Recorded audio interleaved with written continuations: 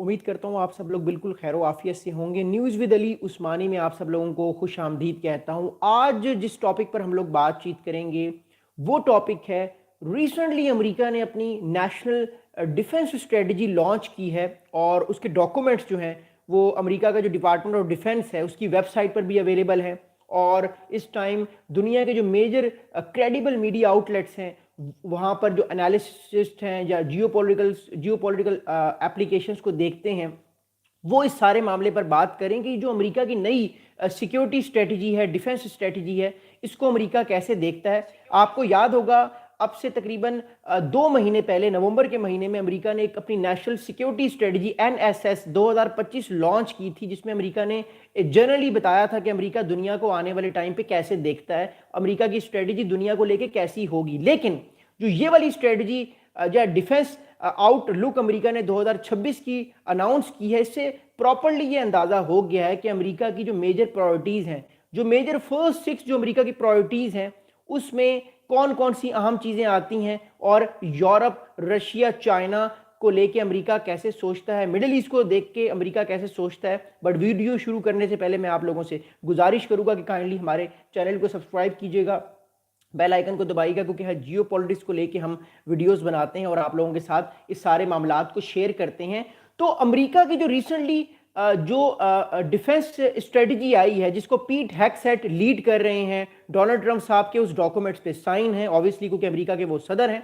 तो इस स्ट्रेटजी में 6 मेजर चीजें, 6 इंपॉर्टेंट चीजें मैंने देखी और मैंने उनको पॉइंट आउट किया और मैंने सोचा कि मैं आपके साथ आज की वीडियो में वो सारी की सारी 6 की 6 चीजें शेयर करूंगा और आप लोगों को बताऊंगा। अपने अपने आप लोग कमेंट्स भी कर सकते हैं, वीडियो के आखिर में मैं आप लोगों के सवालात के जवाब जरूर दूंगा। तो जो 6 मेजर चीजें हैं अमेरिका की, जो रिसेंटली जो डिफेंस स्ट्रेटजी जो अमेरिका ने कल लॉन्च की है, कल अनाउंस की है, उसमें जो पहली इंपॉर्टेंट चीज है उसके मुताबिक अमेरिका ने अपने बॉर्डर्स को सिक्योर करना है। यानी अमेरिका में जो ड्रग ट्रैफिकिंग की तरफ से लोग आते हैं या गल्फ ऑफ मैक्सिको की तरफ से जो शिप्स आती हैं या जो मैक्सिको के बॉर्डर से लोग आते हैं अमेरिका में इलीगली, उन लोगों के खिलाफ क्रैक डाउन करना है। अमेरिका इमिग्रेंट्स को अब वैसे बर्दाश्त नहीं करेगा जैसे अमेरिका बर्दाश्त करता था। तो अमेरिका ने जो बॉर्डर्स हैं, जो पूरे नॉर्थ अमेरिका में अमेरिका का बॉर्डर है एक मैक्सिको के साथ और एक बॉर्डर अमेरिका का जो है वो कनाडा के साथ है, अमेरिका ने ये कह दिया है कि इलीगल इमिग्रेंट्स को वो बर्दाश्त नहीं करेगा और इवन वो इमिग्रेंट्स को भी बर्दाश्त नहीं करेगा जैसे पहले अमेरिका में इमिग्रेंट्स को वेलकम किया जाता था। तो ये पहली अमेरिका की स्ट्रेटजी है जो आ चुकी है डिफेंस को लेके। जो दूसरी इंपॉर्टेंट चीज है, अभी हम एक एक करके पहले पॉइंट्स डिस्कस करेंगे, फिर मैं आपको ये बताऊंगा कि उन डॉक्यूमेंट्स में क्या लिखा हुआ है, अमेरिका ने उन डॉक्यूमेंट्स में क्या लिखा है, क्या सोचता है अमेरिका दुनिया के हवाले से और खासतौर पे अपनी होमलैंड सिक्योरिटी के हवाले से। दूसरा जो इंपॉर्टेंट इशू है वो इस स्ट्रेटजी में अनाउंस किया गया कि अमेरिका काउंटर नार्को टेररिस्ट के खिलाफ जो है वो एक कैंपेन चलाएगा। यानी जो ड्रग्स की सप्लाई करते हैं बड़े बड़े नार्को टेररिस्ट या नार्कोटिक्स यानी बड़ी बड़ी ड्रग्स जो अमेरिका में आती हैं इलीगली, जिसमें कोलंबिया एक बहुत बड़ा गढ़ है, वेनेजुएला एक बहुत बड़ा गढ़ है और भी मैक्सिको के थ्रू भी अमेरिका में ड्रग्स आती हैं, उनके खिलाफ एक्शन लिया जाएगा। कैटेगोरिकली ये कहा गया है कि जिस तरह के एक्शंस अमेरिका लैटिन अमेरिका में या वेनेजुएला में अमेरिका ने एक्शन लिए, उसी तरह के एक्शन अमेरिका और कंट्रीज के ऊपर भी लेगा अगर ये ड्रग्स के मामलात खत्म ना हुए, कम ना हुए। अमेरिका में ड्रग्स जैसे पहले आ रही थी वो आती रही, तो अमेरिका ये फैसला कर चुका कि ये पहले की तरह और अपने जो डिसीजंस है वो लेगा और अटैक्स भी आने वाले टाइम पे लैटिन अमेरिका की बहुत सारी कंट्रीज पे अमेरिका कर सकता है। तीसरा जो मेजर इशू है इस सारे मामले में वो है कि अमेरिका ने सिक्योर करनी है की terrains in the western Pacific. यानी अमेरिका ये फैसला कर चुका है कि वो एक तो नॉर्थ अमेरिका और साउथ अमेरिका के इलाके को कंट्रोल में रखेगा, ग्रीनलैंड को अपने कंट्रोल में लेगा, अटलांटिक ओशन को अपने कंट्रोल में लेगा, इस सारे इलाके को अमेरिका अपने कंट्रोल में लेगा और अपना जो हेमिस्फेयर है उसको एक्सपेंड भी करेगा, अपनी फौज की जो ताकत है उसको भी स्ट्रॉन्ग करेगा, ताकि अमेरिका के मुताबिक अगर रशिया या चाइना की तरफ से कोई सिक्योरिटी थ्रेट अमेरिका के एस्पेक्ट्स की तरफ से उसको होता है तो वो उसको इजीली डिफेंड कर सके। चौथा इंपॉर्टेंट जो पॉइंट है इस अमेरिका की जो नेशनल डिफेंस स्ट्रेटजी है जिसको पीट हेग्सेट लीड कर रहे हैं, चौथा इंपॉर्टेंट पॉइंट है कि America will defend US skies with golden dome. तो अब ये बात तय हो चुकी है कि अमेरिका अगले 4 से 5 साल में गोल्डन डोम को बाय हुक और बाय कुक लॉन्च करेगा। गोल्डन डोम में आपको बता चुका हूं कि एक डिफेंस शील्ड है, यानी मिसाल के तौर पे अगर रशिया या चाइना की तरफ से कोई बैलिस्टिक मिसाइल अमेरिका की तरफ या ICBM international continental ballistic missile जो है अमेरिका के ऊपर नाजिल होता है, तो मोर इंपॉर्टेंटली अमेरिका इस चीज़ को बर्दाश्त नहीं करेगा, बल्कि अमेरिका जो है वो इस सारे मामले को और ज़्यादा एग्रेसिव लेवल पर देखने की भरपूर कोशिश करेगा और इस चीज़ को और ज़्यादा रिवैम करने की कोशिश करेगा। और प्रेशर जो है वो अमेरिका की तरफ से बहुत ज़्यादा इन सारे मामलात पर जाता हुआ हमें नज़र आ रहा है। अगली इंटरेस्टिंग चीज़ जो फिफ्थ मेजर इंपॉर्टेंट पॉइंट है इस सारे मामले में, वो है America will try to modernize and adopt US nuclear forces. तो अमेरिका अपनी न्यूक्लियर फोर्सेस जो है उसको भी और ज़्यादा तगड़ा करेगा, उसको भी और ज़्यादा स्ट्रॉन्ग करेगा, स्ट्रेंथन करेगा और ज़्यादा खुद को जो डिफेंस को लेके और स्ट्रॉन्ग करने की कोशिश करेगा। आपको याद होगा रिसेंटली डोनाल्ड ट्रंप साहब ने ये बात कही कि वो न्यूक्लियर वेपन्स को लेके बड़े सीरियस हैं और वो न्यूक्लियर वेपन्स को आने वाले टाइम पे डिप्लॉय करने के बारे में सोच रहे हैं डिफरेंट प्लेसेस पे, और हो सकता है कि अमेरिका दोबारा से न्यूक्लियर टेस्ट भी स्टार्ट करना शुरू कर दे। ये अमेरिका की तरफ से एक परसेप्शन आ रही है। तो अमेरिका न्यूक्लियर के मामले को लेके बड़ा सीरियस है, बड़ा कंसर्निंग है और आने वाले टाइम पे वो न्यूक्स को लेके और ज्यादा आपको एग्रेसिव होता हुआ दिखाई दे रहा है। जो छठा इंपॉर्टेंट एस्पेक्ट है सारे मामले में वो ये है कि अमेरिका खुद को डेटर करेगा अगेंस्ट साइबर थ्रेट्स। जो साइबर थ्रेट्स अमेरिका समझता है कि उसको रशिया या चाइना की तरफ से हैं, फिर वो टिकटॉक के का एल्गोरिदम हो गया या जितने भी इस टाइम जो नेशनल सिक्योरिटी के मसले हैं अमेरिका को, चाहे वो साइबर अटैक्स हो गए, उससे खुद को बचाने की कोशिश करेगा। तभी तो अमेरिका ने फैसला किया है कि 2027 में अमेरिका का जो मिलिट्री का बजट है वो 1.5 ट्रिलियन होता हुआ हमें नजर आ रहा है। So it's gonna be very very interesting and it's gonna be very very important in the upcoming days. अगला मैं आपको अगली इंपॉर्टेंट बात बताता हूँ। ये सारी तो वो इंपॉर्टेंट पॉइंट्स है जो मैंने आपसे डिस्कस करने थे। ये 6 इंपॉर्टेंट पॉइंट्स थे जो अमेरिका ने अपनी नेशनल सिक्योरिटी स्ट्रेटजी के ऊपर जो है वो नेशनल डिफेंस स्ट्रेटजी जो भी रिसेंटली कल लॉन्च हुई है उसमें ये पॉइंट्स दिए गए हैं।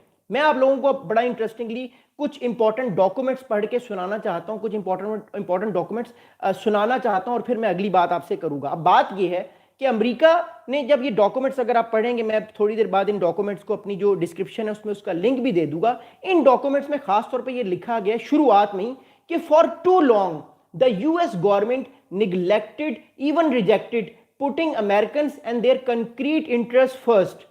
Previous administrations squandered our military advantages and the lives, goodwill, and resources of our people in grandiose national building projects and self-congratulatory pledges to uphold cloud castle abstractions like the rules-based international order। अब बात यह है कि इन documents में यह वाज़ेह तौर पे America ने लिखा है कि अमेरिका पिछले काफ़ी अरसे से डिफरेंट जंगों में बिजी था, डिफरेंट जंगों में अमेरिका इन्वॉल्व होता हुआ हमें नजर आ रहा था, हमें दिखाई दे रहा था। और सबसे बड़ा प्रॉब्लम ये था इन जंगों का कि इन जंगों की वजह से जो अमेरिका के अपने लोग हैं, जिस तरह इराक की वॉर हो गई, इसके अलावा अफगानिस्तान की वॉर हो गई, तो अमेरिका के जो अपने लोग हैं उनके प्रोजेक्ट्स पर पैसे नहीं लग रहे थे, बल्कि मिडिल ईस्ट के ऊपर अमेरिका वो पैसे लगा रहा था। और इस चीज को अब अमेरिकी प्रेसिडेंट डोनाल्ड ट्रंप ने चेंज कर दिया है। तो इसका मतलब ये है कि 1991 के बाद जो एक ग्लोबल ऑर्डर आया था जिसमें जॉर्ज बुश सीनियर थे, फिर बिल क्लिंटन थे, फिर जॉर्ज बुश जूनियर आए, फिर उसके बाद ओबामा आए, फिर ट्रंप के बाद बाइडेन आए। तो ये जो 5 प्रेसिडेंट्स हैं, इन प्रेसिडेंट्स के खिलाफ एक नई chargesheet American president Donald Trump ने अनाउंस की है, चाहे फिर वो डेमोक्रेट से हों चाहे वो रिपब्लिकन से हों। उन्होंने ये बारहा ये बात की है कि वो इस चीज़ से खुश नहीं है कि उनकी जो पास में जो प्रेसिडेंट्स थे उन्होंने अमेरिकन नेशनल इंटरेस्ट का ख्याल नहीं रखा, बल्कि वो तो डिफरेंट जंगों में जाते हुए नजर आए हैं। ये पैसा लोगों की नेशनल जो बिल्ड अप है उसमें लगना चाहिए था। तो ये अमेरिका के प्रेसिडेंट डोनाल्ड ट्रंप की तरफ से जो रिसेंटली डिफेंस स्ट्रेटजी अनाउंस हुई है, ये बात खास तौर पर इसमें की गई है। अगली बात सुनेगा। अब अगली इंपॉर्टेंट बात इस सारे मामले में ये है कि आगे ये डॉक्यूमेंट कहता है कि President Trump has decisively change that, यानी ट्रंप साहब ने ये स्ट्रेटजी चेंज कर दी है। अब अमेरिका अपनी फौज किसी मुल्क में लड़ने के लिए नहीं भेजेगा। ये स्ट्रेटजी ट्रंप साहब ने चेंज कर दी है, ये डॉक्यूमेंट्स बता रहा है। आगे ये कहता है कि Donald Trump has decisively change that, courageously putting American first to truly make America great once again.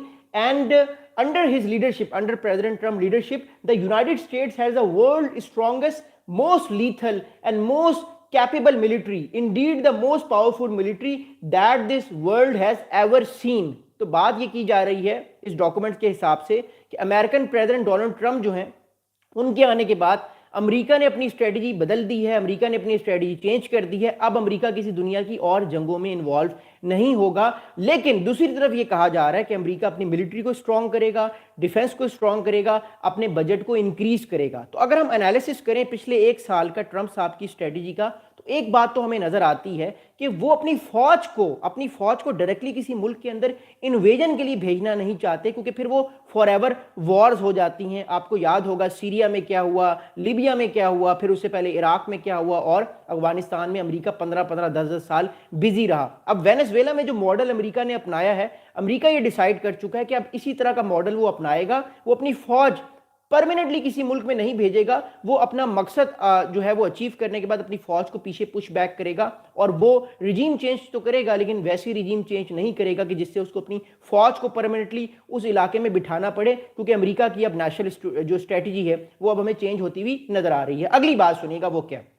अगली इंटरेस्टिंग बात यह है कि आगे ट्रंप साहब ये कहते, आगे ये जो मिलिट्री स्ट्रेटजी है वो ये कहती है, जो रिसेंटली अमेरिका ने लॉन्च की है, कि no longer will the department be distracted by interventionism, endless wars, regime change and nation building. Instead, we will put our people practical concrete interests first. We will support a policy of actual peace through strength. We will be the sword and shield to deter war with the goal of peace, but ready to fight and win the nation necessary wars if called upon. अब बात क्या की गई है?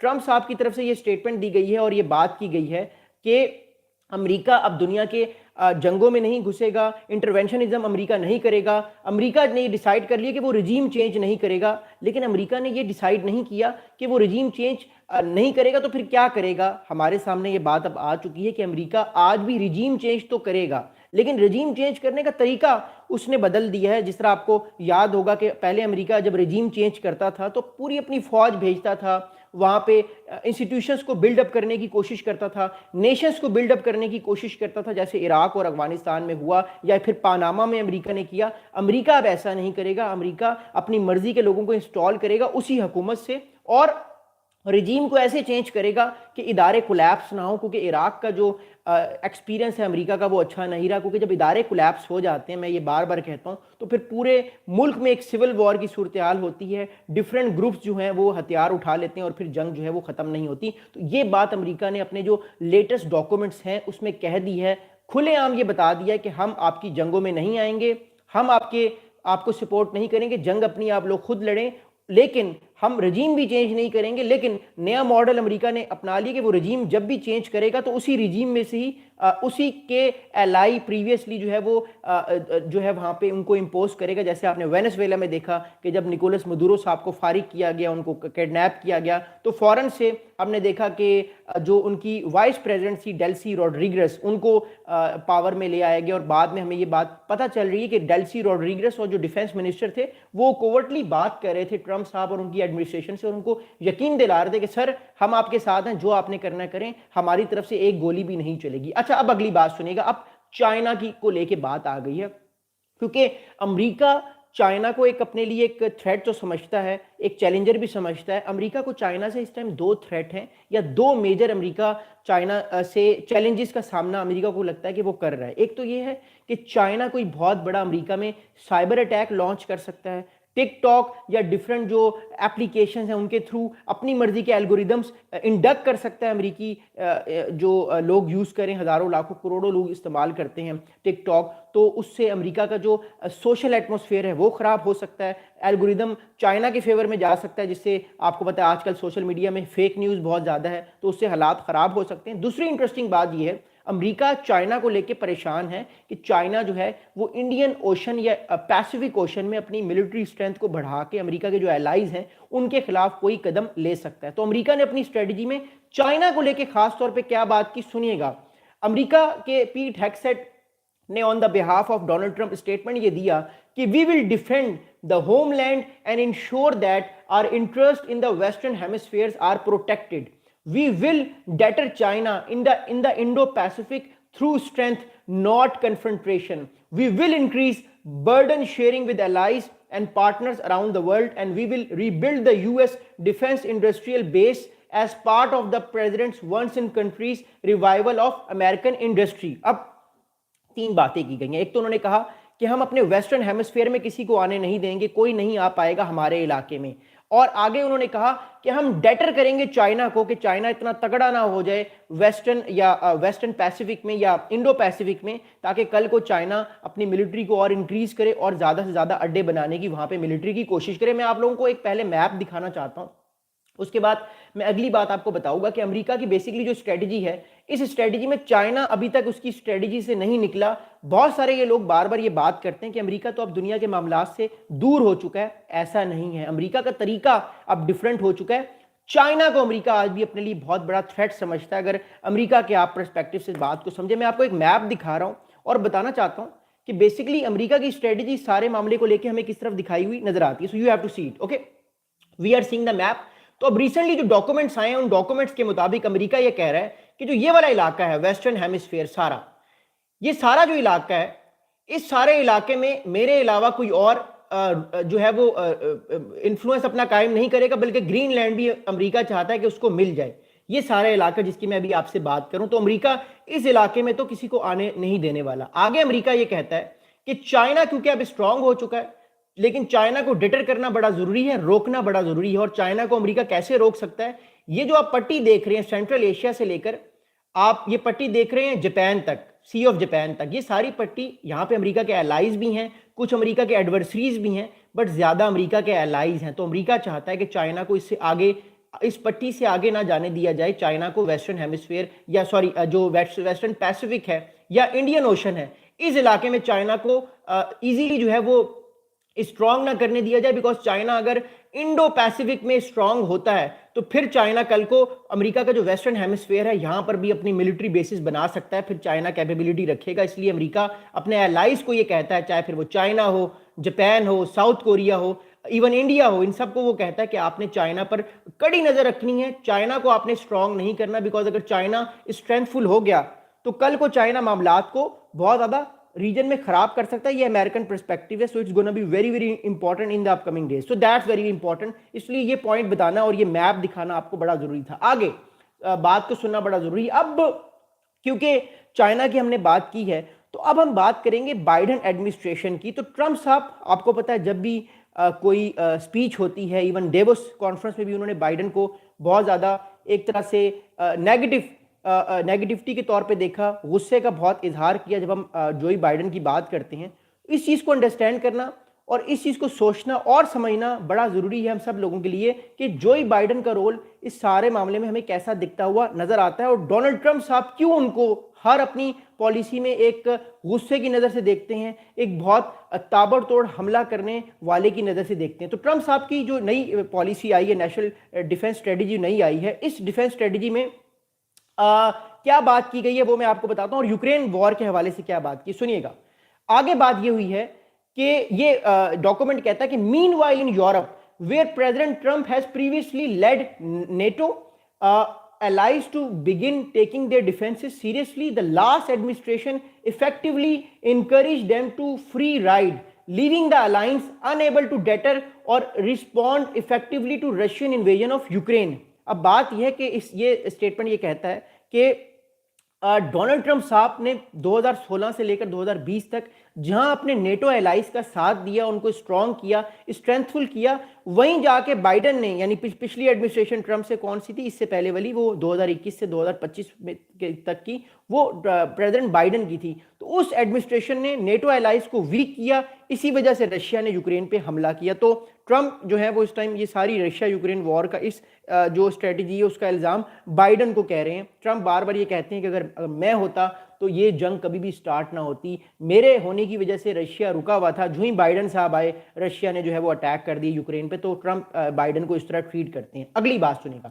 अब अगली interesting बात जो है वो हमें जाना पड़ेगा पोस्ट कोल्ड वॉर, जो एक नया ग्लोबल अमेरिकन लेड ऑर्डर आया था। अब अमेरिका उस ऑर्डर को है तो आज भी जो है वो 1991 के बाद जो यूएस लेड ग्लोबल ऑर्डर था, आज भी वही ग्लोबल ऑर्डर है। अगर कोई ये कहता है कि अमेरिकन ग्लोबल ऑर्डर खत्म हो गया तो वो गलत है।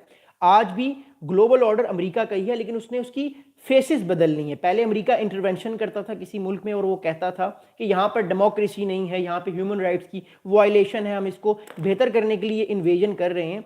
आज अमेरिका ये कहता है कि मैं आपके ऊपर अटैक करूंगा, मैं आपसे अपना बदला लूंगा, और अगर आपने मेरे पर मेरी अगर आपने बात ना मानी तो मैं जो है वो खुले में आपसे सारे एडवांटेजेस ले लूंगा। वेनेजुएला की आपने मिसाल देखी, ईरान की आपने मिसाल ली। अमेरिका तो अब खुले में ये कहता है ईरान को हम न्यूक्लियर बॉम्ब नहीं बनाने देंगे, अगर उसने बना लिया तो रीजन में हमारी हेजेमोनी जो है वो खराब हो जाएगी, जो इसराइल है वो फारिग हो जाएगा। अब बात को सुनिएगा। अब ये documents post cold war world order यानी 1991 के बाद ये कहते हैं कि rather than protect and advance American interest, they opened our borders, forget the wisdom of the Monroe Doctrine, ceded influence in our Western Hemisphere, and outsourced American industry, including the Defense Industrial Base, DIB। अब ये document कहता है कि 1991 के बाद America दुनिया की सबसे बड़ी ताकत थी, लेकिन उस ताकत को समझने अगर वो ताकत को समझा जाता, लेकिन उस ताकत को समझा नहीं गया, बल्कि बॉर्डर्स खोल दिए गए, इमिग्रेंट्स को आने दिया गया, जो जॉब्स की आउटसोर्सिंग है वो की गई। जो अमेरिकन लोग थे, जो वाइट अमेरिकन या जो अमेरिकन नेशनल हैं या जो अमेरिकन बॉर्न हैं, उनको जॉब्स नहीं मिली, बाकी लोगों को जॉब्स मिल गई जो इमिग्रेंट्स थे। और इसके अलावा जो है वो अमेरिका का जो हेमिस्फीयर का वेस्टर्न हेमिस्फीयर में जो अमेरिका का इन्फ्लुएंस था वो इन्फ्लुएंस चैलेंज हुआ।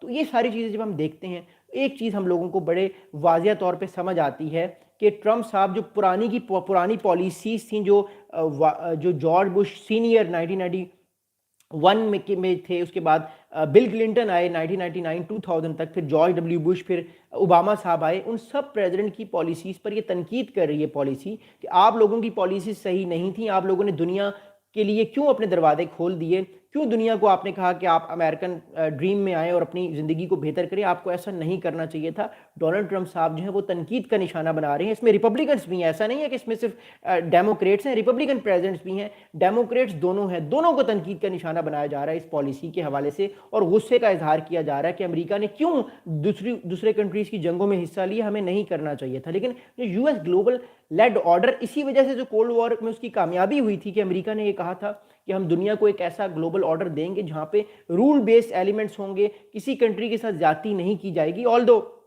इसमें तो कोई शक नहीं कि अमेरिका हमेशा डेलिबरेटली अपने उन एलाइज के साथ रहा है जिससे उसको एडवांटेज था, और जो थ्रेट्स वो हमेशा फील करता रहा है उनको वो हमेशा डिग्रेड करता रहा है। बट जनरली एक जो लिबादा ओढ़ा हुआ था अमेरिका ने अपनी ताकत का, वो यूएस लेड ग्लोबल ऑर्डर या इंटरनेशनल रूल बेस्ड एक ऑर्डर था जिसको ऑब्वियसली अमेरिका लीड कर रहा था अलॉन्ग विद यूएन और डिफरेंट इंस्टीट्यूशंस के। वो सारा खाता इस स्टेटमेंट ने फारिग कर दिया और अमेरिका ये कह रहा है कि अब हम इन सब चीज़ों को नहीं मानते, अब होगा वही जो हम कहेंगे, जो हम बात करेंगे वही रूल होगा और वही लॉ होगा। अगली बात समझिएगा। अब ये डॉक्यूमेंट्स आगे जो हैं, ये थोड़ा सा अगर हम आगे जाते हैं तो ये यूएस की जो होमलैंड सिक्योरिटी है उसको लेके बड़ा कंसर्निंग है, फिर चाहे वो रशिया हो, नॉर्थ कोरिया हो, चाइना हो, एंड मोर इंपॉर्टेंटली जो साइबर थ्रेट्स हैं या जो इस्लामिक स्टेट के जो टेररिस्ट अटैक्स होते हैं, उन चीज़ की वजह से भी ये डॉक्यूमेंट्स बड़े इस टाइम कंसर्निंग है और इन्होंने इन डॉक्यूमेंट्स में ये चीज़ वाकई तौर पे ऐड कराई है। तो सुनिएगा, ये डॉक्यूमेंट्स अमेरिका की जो होमलैंड सिक्योरिटी है, जो अमेरिका की अपनी लैंड बेस्ड सिक्योरिटी है, उस हवाले से ये डॉक्यूमेंट क्या कहता है। आगे ये डॉक्यूमेंट कहता है कि we will secure American borders and maritime approaches and we will defend our nation's skies through Golden Dome for America and a renewed focus on countering unmanned aerial threats. तो अब चीज़ों को समझिएगा। एक तो इस टाइम जो कंट्रीज को सबसे बड़े थ्रेट्स हैं वो ड्रोन थ्रेट्स हैं, यूएवीज, अनमैन्ड एरियल व्हीकल्स के थ्रेट्स हैं कि कोई भी ड्रोन किसी भी मुल्क में जाके हमला कर सकता है, सर्विलेंस कर सकता है, उसकी इंपॉर्टेंट इंफॉर्मेशन चुरा सकता है और जो है वो डाटा कलेक्ट कर सकता है। फिर इसके अलावा जो मिसाइल्स के थ्रेट है अमेरिका को, ऑल दो अमेरिका का जो इलाका है वो बहुत सेफ है, बट स्टिल वो अपनी जो मिसाइल डिफेंसेस को और स्ट्रॉन्ग करना चाहता है, अपने स्काइस को और स्ट्रॉन्ग करना चाहता है, क्योंकि अमेरिका को ये डर है कि कभी भी रशिया और चाइना उसके ऊपर बैलिस्टिक या इंटर कॉन्टिनेंटल बैलिस्टिक मिसाइल दाग सकते हैं जिसमें न्यूक्लियर वेपन्स होंगे। तो उससे बचने के लिए बड़ा जरूरी है कि अमेरिका अपने डिफेंस को और बेहतर करे। That's why America is trying it's best कि वो खुद को और ज़्यादा तगड़ा करे डिफेंस के मामले में, इसलिए गोल्डन डोम की बात की जा रही है। तो गोल्डन डोम बनाया जाएगा, अमेरिका ये कह चुका है कि वो अपने बॉर्डर्स को और सिक्योर करेगा। इमिग्रेंट्स वाला मामला अब जो है वो अब होने वाला नहीं है, सख्ती कर दी गई है, खासतौर पे जो बॉर्डर है मैक्सिको का, बल्कि मुझे तो ये भी डर है कि अब नॉर्थ जो कनाडा है उसका बॉर्डर पर भी टाइटनेंड ज़्यादा कर दी जाएगी। अमेरिका बर्दाश्त नहीं करेगा कि किसी और नेशन के लोग उसके कंट्री में आके बेनिफिट्स लें, क्योंकि सख्ती जो है वो बहुत ज़्यादा वहाँ पे कर दी गई है इन सारे मामलात को लेकर। क्योंकि जो मेगा मूवमेंट का जो गोल था, मेक अमेरिका ग्रेट अगेन का, जिसके बेस पे डोनाल्ड ट्रंप साहब जो है वो प्रेसिडेंट्स बने, उनको गोली भी लगी एक दफ़ा वो गोली लगने से बच भी गए। तो इस सारे मामलात को देखते हुए वो खुद को और स्ट्रॉन्ग करना चाह रहे हैं, और ये ऐसे मौके पर स्ट्रेटजी आई है जब आने वाले कुछ महीनों के बाद अमेरिका में जो सेनेट के इलेक्शंस हैं, तो डेमोक्रेट्स को हराने के लिए बड़ा ज़रूरी है डोनाल्ड ट्रंप साहब के लिए कि वो ऐसी पॉलिसी लेकर आएँ जिससे वो अपने लोगों को खुश कर सकें और उनके जो सेनेटर्स हैं वो ज़्यादा वोट से इलेक्शन जीतें। बिकॉज उनकी इस टाइम अप्रूवल जो रेटिंग्स हैं, वो अप्रूवल रेटिंग्स जो हैं वो इस टाइम बहुत ज़्यादा ऑल टाइम जो है वो लो हैं, और उनको प्रेशर ये कि कहीं वो मिड टर्म इलेक्शंस जो हैं वो हार ना जाएं। So this is going to be very very interesting. Anyways, अगली बात समझना बड़ा ज़रूरी है। अब चाइना को लेकर अमेरिका की जो पॉलिसी है वो बड़ी साफ और वाजिया है। चाइना को लेकर अमेरिका क्या कह रहा है, गौर से सुनिएगा। यूएस पॉलिसी ऑन चाइना ये है कि President Trump seeks a stable peace, fair trade and respectful relation with China, and he has shown that he is willing to engage President Xi Jinping directly to achieve those goals. But President Trump has also shown how important it is to negotiate him on a position of strength. अच्छा, China को लेके America कुछ जगहों पे सख्त है, कुछ जगहों पे नरम है। अमेरिका जनरली ये कह रहा है कि चाइना को, कि अमेरिका चाइना के साथ इंगेजमेंट करने पे तैयार है। डोनाल्ड ट्रंप और शी जिनपिंग आपस में बात करेंगे। अमेरिका ये चाहता है कि एक दूसरे के साथ कम्युनिकेट किया जाए ताइवान के मामले में, जापान के मामले पे, इसके अलावा साउथ चाइना सी के मामले पे। लेकिन चाइना को डेटर करना बड़ा ज़रूरी है, ये अमेरिका की पॉलिसी वाजिया है। चाइना आगे मत बढ़े। चाइना जिस दिन आगे बढ़ गया, अमेरिकी नेशनल इंटरेस्ट की सबसे बड़ी जो है ये खिलाफ वर्जी होगी, और अमेरिका इस चीज़ से कभी खुश नहीं होगा। That's gonna be very very important. आगे ये डॉक्यूमेंट्स से चाइना को लेके, चाइना की जो PLA, चाइना की जो पीपल लिबरेशन आर्मी है, जो स्ट्रांग होती जा रही है, ये डॉक्यूमेंट्स कहते हैं कि हम चाइना की जो मिलिट्री स्ट्रेंथ है उसको हम बढ़ते हुए देख रहे हैं। इसलिए बड़ा ज़रूरी है कि जो हमारे एलाइज हैं इस सारे रीजन में, उस सारे के सारे एलाइज खुद को रिवैम्प करें, खुद को ताकतवर करें, ताकि वो खुद को डिफेंड कर सकें, ताकि कल को अगर कोई लड़ाई होती है तो ये सारे के सारे एलाइज खुद को डिफेंड कर सकें। लेकिन अमेरिका अपने इंडो पैसिफिक जो एलाइज हैं, चाहे वो इंडिया हो, जापान हो, साउथ कोरिया हो, खासतौर पे फिलीपीन या फिर ताइवान हो, इनको लेके बड़ा सीरियस है।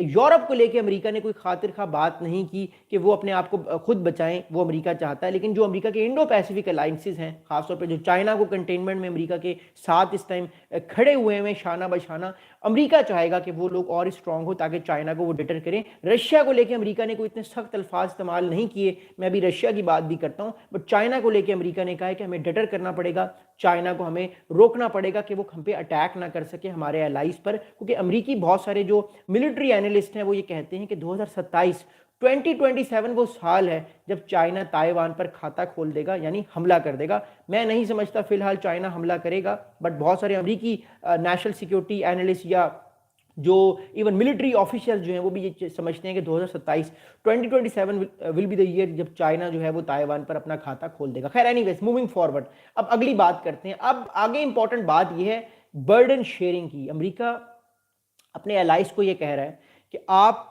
बर्डन शेयरिंग करनी है, आपने अपने डिफेंस को स्ट्रॉन्ग करना है, नॉट बिकॉज अमेरिका के लिए ज़रूरी है, बट बिकॉज ये आपके लिए ज़रूरी है। लेकिन ज़्यादा निशाना अमेरिका का उसके नेटो जो यूरोपियन एलाइज हैं उसकी तरफ है। अमेरिका बार बार यूरोपियन कंट्रीज़ को ये पहले भी कहता आ रहा है और अब ज़्यादा कह रहा है कि आप जितना ज़्यादा हो सकता है अपने डिफेंस को बढ़ाएं, बिकॉज कल को रशिया दोबारा उठेगा, दोबारा वो अटैक कर सकता है। ऑल दो अमेरिका की जो अब असेसमेंट है उसके मुताबिक रशिया इतना इकोनॉमिकली स्ट्रांग नहीं है, बट फिर भी रशिया एक मिलिट्री पावर तो है आज भी, जिसमें कोई शक नहीं। और सोवियत ईरा के बाद से लेकर अब तक रशिया की जो मिलिट्री है वो कभी भी हमें कमज़ोर नज़र नहीं आई, वो हमेशा एक ताकतवर मिलिट्री के तौर पर रहा है। खासतौर पर जब ईस्टर्न यूरोप की बात हो तो अमेरिका समझता है कि ईस्टर्न यूरोप में थ्रेट तो है, बट अमेरिका ये भी समझता है कि रशिया से बेहतर यूरोप की इकॉनमी है, तो यूरोप अपनी इकॉनमी को और बेहतर करके, या जो इकॉनमी इस टाइम यूरोप की है, अपनी जो मिलिट्री है उसको और स्ट्रॉन्ग करे, स्ट्रेंथफुल करे, ताकि कल को वो रशिया का जो थ्रेट है यूरोप को, या जो रशिया का कोई अटैक हो सकता है फ्यूचर में, उस अटैक को खुद रोके। अमेरिका बहरहाल सारे मामलात में नहीं आएगा। अमेरिका अपने हेमिस्फेयर की तरफ फोकस करेगा, अमेरिका चाइना की तरफ फोकस करेगा, रशिया की तरफ अमेरिका इस टाइम हाथ हमें हौला रखता हुआ दिखाई दे रहा है। तो ये बेसिकली एक सारा लुबे लुबाब था जो मैं आप लोगों के साथ शेयर करना चाहता था। जो कल डॉक्यूमेंट्स आए, मैंने तो इन डॉक्यूमेंट्स को बहुत ज़्यादा बारीकी से पढ़ा और आप लोगों के साथ ये डॉक्यूमेंट शेयर करना बड़ा ज़रूरी था। ईरान को लेके भी कुछ बातें की गई हैं, बट क्योंकि ईरान एक इस टाइम बहुत वीक है तो उस हवाले से ज़्यादा अमेरिका ने बात की नहीं। बट चाइना और रशिया को लेके अमेरिका की नज़र बड़ी कड़ी है। चाइना पर अमेरिका का ज़्यादा फोकस हमें नज़र आया है और इसके अलावा अमेरिका का जो वेस्टर्न हेमिस्फेयर है उस पर अमेरिका का ज़्यादा फोकस हमें नज़र आया है। और अमेरिका की जो इंटरनल सिक्योरिटी है, नेशनल सिक्योरिटी है, ख़ासतौर पे जो उनके स्काइज़ हैं कि अमेरिका के में कोई ड्रोन ना आ जाए, यूएवी आके कोई अटैक ना कर दे, अमेरिका में कोई मिसाइल ना आ जाए, तो उसके लिए उसको गोल्डन डोम जैसा बड़ा डिफेंस सिस्टम दरकार है जिस पर इस टाइम बात की गई है। बट ओवरऑल अगर हम इस स्ट्रेटेजी को देखते हैं तो जो नेशनल सिक्योरिटी स्ट्रेटेजी आई थी अमेरिका की आज से 2 महीने पहले यानी नवंबर में, वो स्ट्रेटजी और जो नेशनल डिफेंस स्ट्रेटजी है ये दोनों एक तरह से सेम है। जो नेशनल सिक्योरिटी स्ट्रेटजी होती है जनरली वो डिपार्टमेंट ऑफ जो secretary of state Marco Rubio जो एनएसए भी है, नेशनल सिक्योरिटी एडवाइजर हैं ट्रम्प साहब के, उनके अंडर वो काम करती है ज़्यादातर डिपार्टमेंट। और जो अमेरिका की डिफेंस स्ट्रेटजी है वो सारा डिपार्टमेंट काम करता है पीट हेग्सेट के। तो स्ट्रेटजीज तो दोनों की ऑलमोस्ट सेम ही है, बट पीट हेग्सेट ने जो स्ट्रेटजी दिखाई है वो ज़्यादा एग्रेसिव नज़र आती है एज़ कम्पेयर टू जो अमेरिका की एनएसएस नेशनल सिक्योरिटी स्ट्रेटजी 2025 की आई थी। बट ये सारे मामलात हमें एक चीज़ जो है वो जाहिर करते हैं कि अमेरिका का जो रवैया है वो दुनिया को लेके वो ज़्यादा प्रैक्टिकल है, वो चीज़ों को बहुत प्रैक्टिकल नज़रों से देखता है, देखता रहेगा, वो रुकेगा नहीं। और आने वाले वक्त में अमेरिका हो सकता है कि लैटिन अमेरिका में और एरियल स्ट्राइक्स करे। अमेरिका मिलिट्री इन्वेजन करने वाले मामला से हमें निकलता हुआ दिखाई दे रहा है, बट जो एक नया हाइब्रिड या एक नया जो अमेरिका का एक आप कह सकते हैं पैंतरा है या नई स्ट्रेटजी है कि अमेरिका अब कोशिश करेगा कि वो एरियल स्ट्राइक्स करे, जो है वो मिसाइल से स्ट्राइक्स करे या फाइटर जेट से स्ट्राइक्स करे या अपनी शिप से स्ट्राइक्स करे। वो अपनी फौज को इस तरह भेज के मुल्क को की हुकूमत को हटाएगा नहीं, क्योंकि फिर उसको